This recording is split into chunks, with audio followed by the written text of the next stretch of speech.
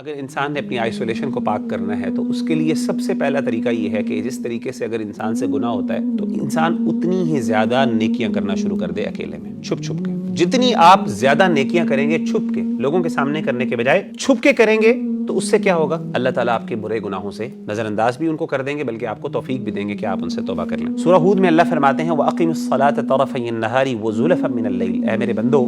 نماز کو قائم کرو دن کے دو کناروں کے بعد۔ دن کے دو کنارے کون کون سے؟ فجر اور عصر بھی اور مغرب بھی، دونوں رائے موجود۔ وَزُلَفًا مِنَ اللَّيْلِ، اور پھر رات کو بھی، اور وہ ہے عشاء کی نماز۔ اور آپ نے ساتھ فرمایا، اللہ تعالیٰ فرماتے ہیں اِنَّ الْحَسَنَاتِ يُذْهِبْنَ السَّيِّئَاتِ، کیونکہ نیکیاں جو ہیں برائیوں کو کھا جاتی ہیں، لے جاتی ہیں۔ تو جو بندہ کثرت سے خاص طور پہ نمازوں کا اہتمام کرے، اور یاد رکھیے گا گناہ ہوتے ساری فوراً کوشش کریں نیکی کریں اور اللہ سے توبہ کریں، اسی وقت اللہ تعالیٰ انسان کو توفیق دیتا ہے۔ دوسرا طریقہ اس میں یہ کریں کہ انسان کو ہمیشہ یہ شعور رکھیں کہ میرے رب مجھے دیکھنے والا ہے، خاص طور پہ ایسے پوائنٹس پہ، ایسی جگہوں پہ جہاں پہ آپ دیکھتے ہیں کہ آپ سے گناہ ہوتے ہیں۔ مثال کے طور پہ اگر کسی کو پوائنٹ کی ایڈکشن ہے، فار ایگزامپل کوئی آپ اسکرین سیور ایسا لگا دیں یا پھر کوئی ایسا بیک گراؤنڈ امیج لگا دیں جس کے اوپر لکھا ہو،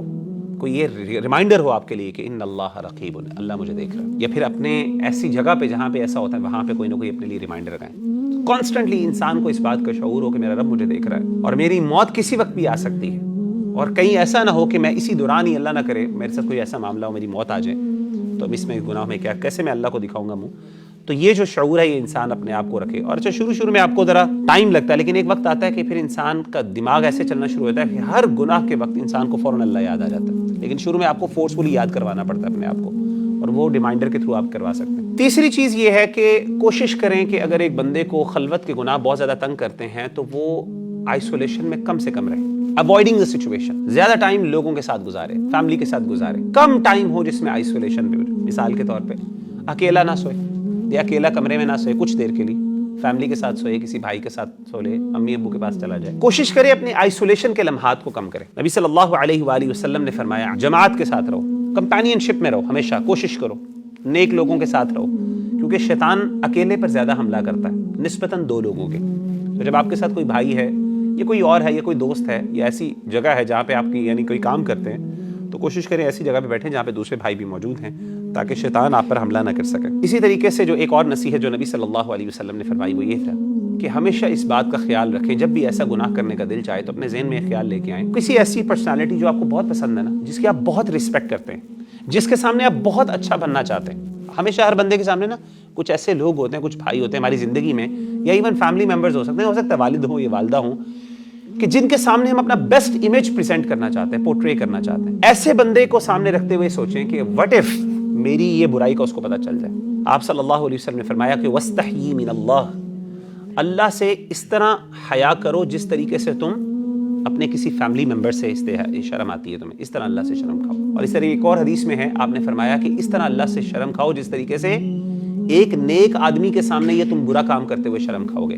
عام طور پہ نیک لوگوں کے سامنے انسان کیا کرتا ہے؟ شرم زیادہ آتی ہے، رائٹ؟ نیک بھائی ہے نا، کوئی دوسرے شغل میلے عام لوگ دوست ہوں تو ان کے سامنے انسان بازو کا دیتا ہے، لیکن جو کوئی بندہ نیک ہو بہت زیادہ، مثال کے طور پہ کوئی عالم دین ہے، کوئی بہت بڑے عالم، کوئی شیخ آ گئے ہمارے یہاں پہ فار ایگزامپل، تو انسان وہاں پہ بہت محتاط ہو جاتا ہے، اور انسان بالکل نہیں چاہتا کہ میری ویکنس ان کے سامنے میرا کوئی گناہ کوئی غلطی کروں ان کے سامنے۔ نمازیں بڑی اچھی پڑھ رہے ہوتے ہیں، بدتمیزی بھی نہیں ہے، الفاظ بھی بہت اچھے، رسپیکٹفلی ہر چیز بیسٹ ہوتی ہے۔ اور آخری چیز وہ یہ ہے کہ کوشش جاری رکھیں، گیو اپ نہیں کرنا، ہوپ لیس نہیں ہونا۔ ہو جاتے ہیں گناہ کوئی بات نہیں، کوشش کریں، کیپ ٹرائنگ۔ اللہ تعالیٰ فرماتے ہیں وَالَّذِينَ جَاهَدُوا فِينَا لَنَهْدِيَنَّهُمْ سُبُلَنَا، وہ بندہ جو ہماری راہ میں کوشش کرتا ہے سنسیریٹی کے ساتھ اور ایفرٹ کرتا ہے، دو کنڈیشنز، سنسیریٹی اور ایفرٹ۔ جس بندے کے اندر یہ جو چیزیں ہوں، اخلاص اور ایفرٹ کر رہا ہے، ایفرٹ بھی کر رہا ہے، یہ نہیں کہ آرام سے بیٹھا ہو بس، سنسیریٹی تو ہے، دل تو ہے بچ جاؤں، لیکن اس کے لیے ایفرٹ کوئی نہیں ہے، اخلاص بھی ہے، دل بھی ہے، نیت بھی ہے، لیکن نیت کے ساتھ محنت بھی وہ کر رہا ہے، کوشش کر رہا ہے، ٹرائنگ ٹو فائنڈ ویز، علماء سے کنسلٹ کر رہا ہے، بکس پڑھ رہا ہے، اپنے آپ کو موٹیویٹ کر رہا ہے، تو اللہ کہتے ہیں ایک وقت آئے گا، اللہ کہتے ہیں ضرور ہم اس کی رہنمائی کریں گے، یعنی یہ وہ بندہ ہے جو ایک وقت ضرور اللہ نکال دیں گے اس کو اس برائی سے، اس کے لیے امید ہی ہوئی۔ لیکن اگر ایک بندہ اس کو امبریس کر لیتا ہے پھر اس کے لیے پھر بہت مشکل ہوتا ہے۔ یہ اللہ کہتے ہیں وَإِنَّ اللَّهَ لَمَعَ الْمُحْسِنِينَ، اللہ تعالیٰ ایسے لوگوں کے ساتھ ہوتے ہیں، ایسے نیک لوگوں کے ساتھ جو محنت کوشش کرتے ہیں، ایسے لوگوں کے ساتھ اللہ تعالیٰ ان کی مدد کرتے ہیں۔